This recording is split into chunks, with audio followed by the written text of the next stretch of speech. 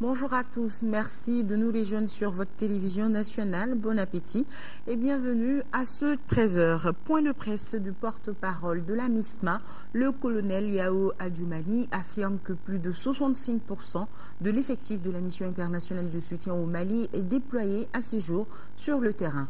Parlant de Kidal, il demande au peuple malien plus de patience. Brahma Traoré, reportage.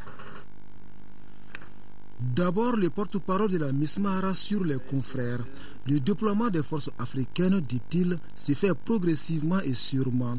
Un chiffre pour témoigner, plus de 65% des troupes de la MISMA sont déployées sur le terrain. À ce jour, le Burkina Faso, le Niger, le Nigeria et le Togo ont déployé la totalité ou presque de l'effectif de leur contingent dans leur zone de responsabilité respectives. Nous tournons globalement autour de 65-70% de nos effectifs. Après avoir fait le point de la situation, le colonel Yao Adjoumani s'est prêté aux multiples questions des journalistes. D'abord, les confrères ne comprennent pas du tout la non-présence des soldats maliens à Kidal. Patience, dira le porte-parole de la MISMA. Kidal n'est pas interdit aux Maliens. C'est pour vous dire que si Kidal fait partie du Mali, ce que le soldat malien ira à Kidal. C'est une opération qui est en cours. Je peux vous dire aujourd'hui, les Français sont à Kidal, les Tchadiens sont à Kidal, les Maliens iront à Kidal. La MISMA ira à Kidal. C'est une opération, il ne faut pas précipiter les choses. On y va petit à petit, comme le disent les Anglo, step by step. Une réponse qui ne semble pas convaincre plus d'un. Les confrères s'interrogent également sur l'attitude du MLA qualifiée par certains de provocatrice. Pour le conférencier, ce mouvement est constitué des Maliens et un dialogue politique permettra de trouver un terrain d'attente. Les discussions entre le gouvernement malien et le MLA certainement nous permettra d'aboutir à un consensus qui va arranger tout le monde. Notre problème fondamental, c'est de débarrasser le Nord-Mali des djihadistes. Le porte-parole de la MISMA promet de rencontrer la presse le mercredi prochain pour faire un autre point de la situation. À Gao, toutes les infrastructures publiques et privées ont été pillées et saccagées. Les populations réclament justice. Nos envoyés spéciaux, Daouda Sidiki Diarra et Massa Doumbia, ont sillonné la ville. Plus jamais ça à Gao. Les infrastructures publiques et privées ont été les cibles du MLA et des djihadistes. Après avoir envahi la ville en fin mars, ces terroristes ont pillé et saccagé les banques, les stations d'essence et les édifices publics. Les banques, les institutions, y compris l'impôt dont je suis à côté. L'impôt, il y a des dossiers très importants qui ont été détruits. C'est MLA qui a cassé tous les banques qui sont devant moi. Les jours qui sont venus ici, je suis présent. BIM et BMS, EcoBank, c'est MLA qui a cassé. BDM, c'est les gens de Akimi qui sont cassés ici à Gao. Pour les habitants de Gao, ces actes ignobles ont fait reculer notre pays de 50 ans et demandent que justice soit faite. Ils nous ont mis vraiment en retard, vu ce qu'il y a eu, ce que les autorités maliennes ont eu à faire pendant toutes ces années. Nous étions sur une voie de développement, mais vu ce qu'ils ont eu à faire, pour nous, ils sont tous les mêmes. Que ce soit MNLA, Akmi, Amsardine, pour nous, ils sont tous les mêmes. Voici ce qui reste de l'antenne de l'Office de radio-diffusion télévision du Mali de Gao. Matériel de production, de diffusion et de reportage emportés. Même les câbles enterrés n'ont pas été épargnés. Les drapeaux des fous de Dieu flottent sur les pylônes de cette radio. Et des volontaires sont prêts à l'enlever pour les faire disparaître à jamais. Quittons le Mali et nous partons à Paris avec le ministre des Affaires étrangères et de la coopération internationale. Tchema Hubert Koulibaly était face aux étudiants de Sciences Po. Le ministre Koulibaly a discuté avec ses futurs cadres des enjeux de la crise malienne. Maramfi Konaté a suivi la conférence, son reportage. En 90 minutes, il fallait convaincre les étudiants de Sciences Po sur l'actualité au Mali, les crimes et exactions commis au Mali, la puissance militaire des assaillants, les relations avec les États africains, voilà entre autres préoccupations des futurs cadres.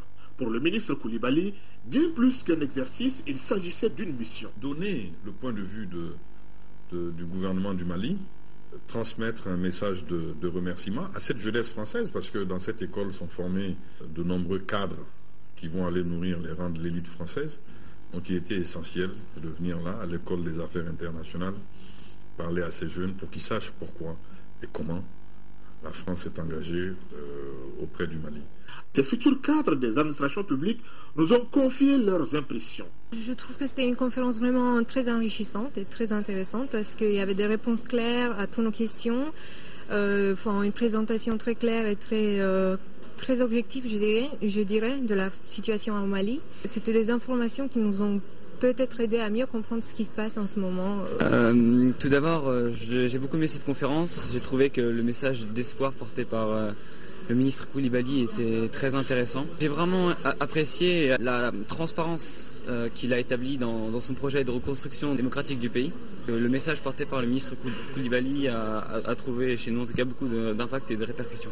Le pari étant gagné, le ministre Tchema et la pépinière de dirigeants européens ont formulé le vœu de se revoir autant que nécessaire.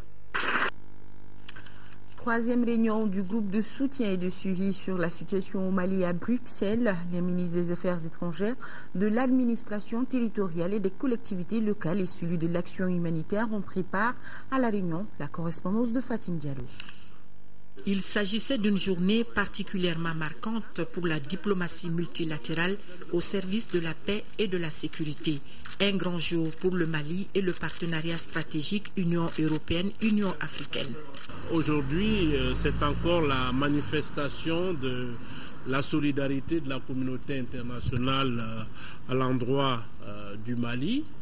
Et nous pensons que tout ce qui a été annoncé comme contribution à Addis Abeba il y a une semaine et qu'on mettra rapidement en place un mécanisme pour que les engagements soient tenus et que la MISMA et les forces maliennes ne manquent de rien.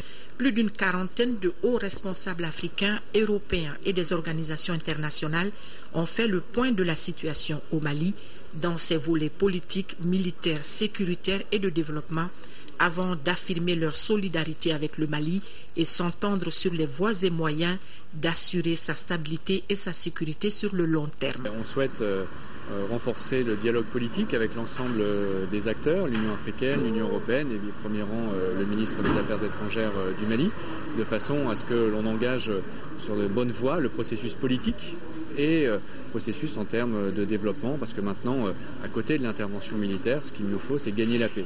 La réunion portait également sur le mode de fonctionnement et de financement de la MISMA, chargée de prendre la relève des Français aux côtés de l'armée malienne. Certains pays souhaitent que cette force africaine passe sous l'autorité de l'ONU. Que les Nations Unies soient impliquées dans la suite des opérations, lorsqu'il s'agira de maintenir la stabilité, la paix, la sécurité dans cette zone.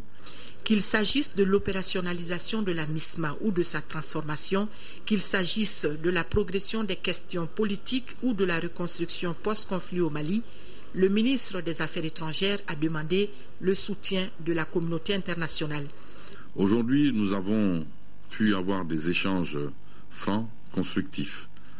Et le groupe de soutien et de suivi a pris acte et a apprécié que le gouvernement du Mali ait pu publier une feuille de route articulée sur 2 points, l'organisation des élections et la libération du Nord. La situation dans le Sahel a aussi été longuement débattue. Les participants ont convenu de la nécessité d'une plus grande coordination des efforts à cet égard. La prochaine réunion du groupe de soutien se tiendra le mois prochain à Bamako pour encore coordonner le soutien international aux efforts des autorités maliennes. Ici, à Bamako, dont de 200 tonnes de vivres du Royaume d'Arabie Saoudite à l'État malien, la moitié de cette donation a été réceptionnée par 2 membres du gouvernement à l'aéroport de Bamako, Sénou. Signalons que l'Arabie Saoudite accorde également au PAM et au HCR environ 1,8 milliard de francs CFA pour accompagner le Mali. Agali Ag Aguissa, compte rendu. Il était presque 3 heures lorsque le Boeing 747 s'est immobilisé sur la piste de l'aéroport Sénou de Bamako. L'avion transportait plusieurs tonnes de vivres destinés aux populations victimes de la crise du nord du Mali. Ces produits alimentaires constituent la première tranche d'une aide accordée par le roi d'Arabie Saoudite à notre pays. Ce premier avion de 100 tonnes est arrivé ce matin. Et le second est attendu pour après-demain vendredi s'il plaît à Dieu. Le serviteur des 2 saintes mosquées a également ordonné d'accorder 4 millions de dollars américains équitablement répartis entre le programme alimentaire mondial et le Haut Commissariat des réfugiés pour venir en aide aux populations déplacées et nécessiteuses du Mali. Cette assistance qui vient au bon moment contribue également au renforcement des liens d'amitié entre le Mali et l'Arabie Saoudite. Ces 100 tonnes de vivres composés de riz, de semoule blanc, de sucre, de macaroni et de lait en poudre, ainsi que d'huile. Ce geste du roi d'Arabie Saoudite témoigne en suffisance de sa communion de cœur et d'esprit avec notre pays. La cérémonie de réception a enregistré la présence de plusieurs personnalités, dont le ministre chargé des Affaires religieuses et du culte et le président du Haut Conseil islamique Mahmoud Dicko. Maintenant, un tour d'horizon de l'actualité sur le continent, en bref et en images. Pour commencer, direction la Côte d'Ivoire. Ouverture mardi devant le tribunal militaire d'Abidjan du premier procès des forces républicaines de Côte d'Ivoire. 7 membres des FRCI vont comparaître en tout dans le cadre des grands procès contre le racket. Un membre de la garde républicaine et un autre de la marine nationale ont été entendus mardi sous 4 chefs d'accusation: séquestration, détention illégale d'armes, détention de cannabis et escroquerie. Une peine de 8 mois de prison ferme a été requise contre eux, assortie d'une amende de 100 000 francs CFA. 1 an de prison pour outrage aux institutions. C'est la peine prononcée mardi par un tribunal de Mogadiscio en Somalie contre une femme qui affirme avoir été violée par des membres des forces de sécurité et un journaliste auquel elle s'est confiée. Le journaliste radio n'a jamais diffusé l'interview qu'il avait réalisée. Il a été reconduit en prison où il est détenu depuis début janvier. La jeune Somalienne sera incarcérée après avoir allaité son bébé. L'ONU, Washington et les organisations des droits de l'homme dénoncent ce verdict comme une tentative d'étouffer la parole de la victime. 5 ans après les violences sans précédent qui ont marqué le dernier scrutin au Kenya, la crainte de nouveaux affrontements domine les élections prévues début mars. Barack Obama a lancé un appel mardi aux 14 millions d'électeurs kenyans. Nous savons tous ce qui fait des élections réussies. Le Kenya doit rejeter l'intimidation et la violence et permettre un vote libre et juste. Les Kenyans doivent résoudre leurs différends devant les tribunaux, pas dans la rue. La réélection du président américain l'année dernière avait été largement fêtée au Kenya, où le père de Barack Obama a travaillé comme économiste pour le gouvernement.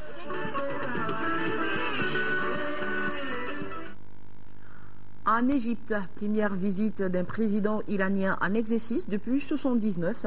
Mahmoud Ahmadinejad et Mohamed Morsi ont discuté de la crise syrienne et des moyens de normaliser les relations entre l'Iran et l'Égypte. Devrait appeler à un dialogue entre l'opposition syrienne et des représentants du gouvernement non impliqués dans la répression et prêts à un changement politique. La veille, le président Morsi avait accueilli le président Ahmadinejad, allié stratégique du régime syrien, qui effectuait à cette occasion le premier déplacement d'un haut responsable iranien en Égypte depuis 34 ans. Souhaitant profiter de ce passage pour relancer une normalisation entre les deux pays, le président de la République islamique chiite d'Iran s'est rendu très symboliquement à Al-Azhar, institution théologique de l'islam sunnite par excellence. L'opération séduction ne semble pas avoir fait mouche puisque Ahmad al-Tayyib, grand imam d'Al-Azhar, lui a demandé de ne pas s'immiscer dans les affaires du Golfe, à Bahreïn en particulier, et exprimer son rejet de l'expansion du chiisme dans les pays sunnites en général. Le président Ahmadinejad a gardé son sang-froid. Nous avons discuté de questions clés pour le monde islamique et la région. Heureusement, pour le bien de l'avenir du monde et la réforme de la région, nous partageons des pensées communes et des idées similaires. Malgré les embrassades de façade et les baisers envoyés à quelques sympathisants à sa sortie, le président iranien a eu droit à un rapide lancer de chaussures filmé par un amateur et demeuré sans conséquence. Mais pour l'Iran, la tâche de défendre la Syrie au sommet sera ardue, en présence également de la Turquie, principal soutien de l'opposition syrienne depuis le début de la contestation. Un mot de sport avant de refermer cette édition. L'affiche de la 29e Coupe d'Afrique des Nations est Nigeria-Burkina Faso. Les étalons du Burkina Faso se sont qualifiés face aux Black Stars du Ghana, battus au tir au but 3-2. Auparavant, en première demi-finale, les Super Eagles du Nigeria avaient battu les Aigles du Mali par le score de 4-1. Demain, 10h, 13h, vous serez avec Serra Bachili. Mais avant cela, la grande édition de 20h, c'est là une présentation de Aoui Touré. Bonne suite de programme à notre compagnie. Merci à vous qui nous regardez de Trècheville, à Djamé, Yopogo, San Pedro et Gagnois. C'est en Côte d'Ivoire. Bon appétit à tous et restez fidèles à votre télévision nationale. Merci.